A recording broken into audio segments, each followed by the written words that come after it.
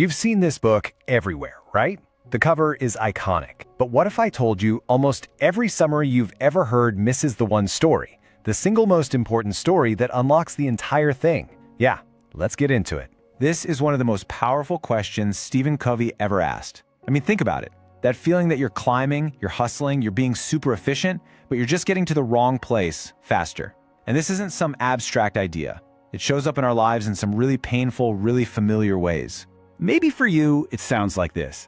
You've crushed it at work. You hit every single career goal. You got the title, the salary, the whole deal. But you're a stranger in your own home. You look around and that question just hangs in the air. Was any of this worth it?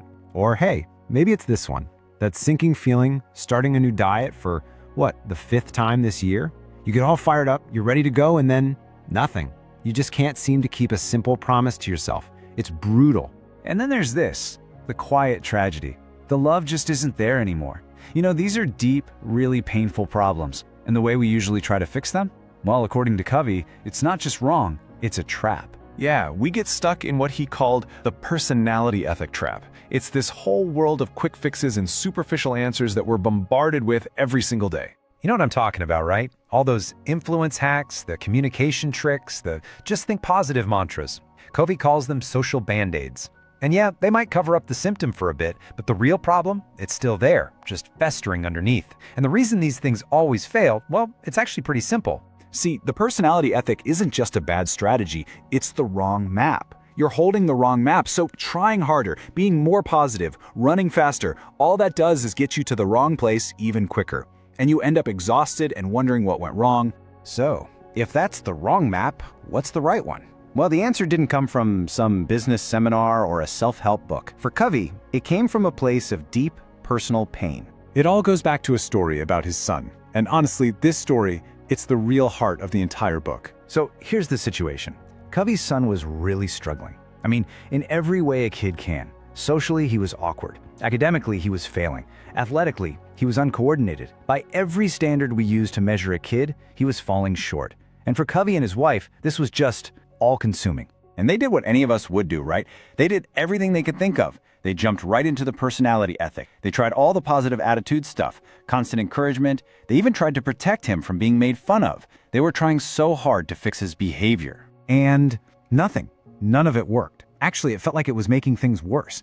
The more they pushed and helped, the more their son just pulled away, convinced he was a failure. And this is when Covey had this absolutely devastating realization.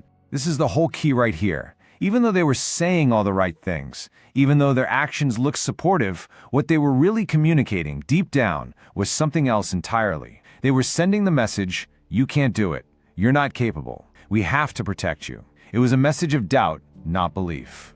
And that was the breakthrough, the huge paradigm shift. They stopped trying to fix him. Instead, they started working on themselves, on their own deep down perceptions. They made a conscious choice to stop seeing him as broken and instead see him as a whole, unique person on his own timeline. And you know what happened? The kid blossomed. He absolutely took off. Academically, socially, athletically, he just soared. So this intensely personal, painful story, it revealed the core idea of the entire book. The real secret isn't about what you do, it's about who you are. It's character over technique. Okay, so let's break this down. The personality ethic, that's all about what Covey called secondary greatness. It's your public image. It's the quick fixes, the fancy techniques.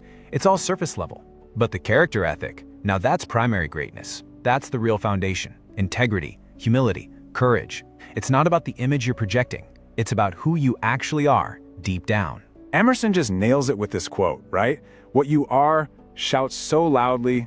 Think about Covey and his son. He was saying all the right words, but his son was hearing something else entirely. You can have all the slickest techniques in the world, but if your character isn't solid, if people don't trust you, they'll feel it. And no amount of technique is going to fix a lack of trust. So this is the core of the whole inside-out approach. You want to fix a struggling marriage? You don't start by trying to change your spouse.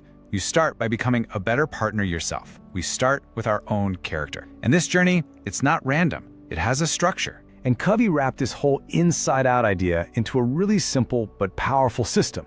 And the best way to understand it is with a classic old fable. The logic is simple but profound. You can't win public victories with other people until you first won private victories with yourself.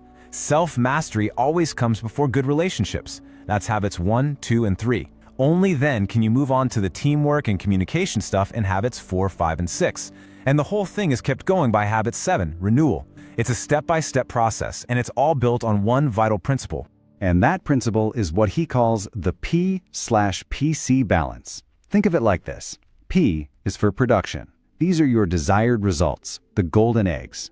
PC is for production capability. That's the asset that makes the results happen, the goose. Here's the problem. If you get obsessed with just the golden eggs, the short-term profits, the immediate results, just getting what you want right now, you're going to neglect the goose. You will literally burn yourself out, wear down your equipment, and absolutely destroy your most important relationships. In the end, the very thing that produces all your good results, it dies. And right there, that's it. That's the secret that's been hiding in plain sight this whole time. Real, true effectiveness isn't just about grabbing more golden eggs. It's about the balance. It's about getting the eggs, for sure, but also taking care of the goose that lays them. It's remembering that the source of everything you want, your results, your success, is your character, your health, your relationships. So I'll leave you with this question. In your mad dash to get all the golden eggs, are you starving the goose?